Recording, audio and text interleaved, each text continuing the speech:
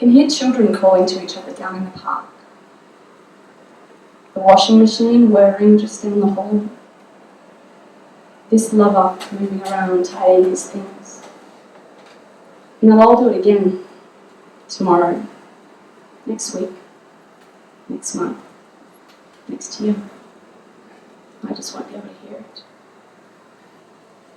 People I love are sleeping in their beds right now, halfway around the world. I just can't hear it right now.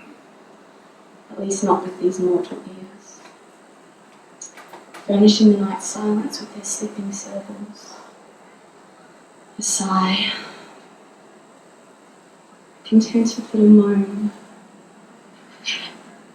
The studied inward breath of one who in their slumber has momentarily forgotten their own ever-present need for air. The sounds don't cease. It is the witness who moves. Tomorrow, this witness moves. Would that I could cast my sense of hearing like a giant fishing line reaching across the seas to hear you breathe still.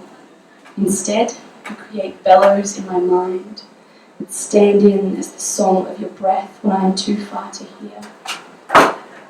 The sound of your breath is your perfect, eloquent, most heartening message of all. I live still.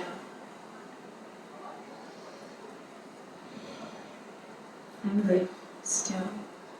Not that I will deny any of you your deaths when they come, but in every moment I can, I collect sound fragments of your actual breath to fill the bellows of my mind. I live still.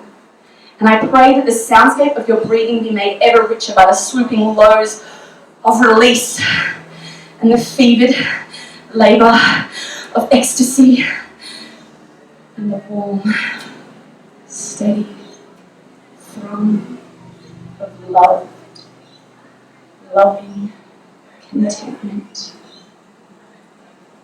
All of this and more I would hear in your breath.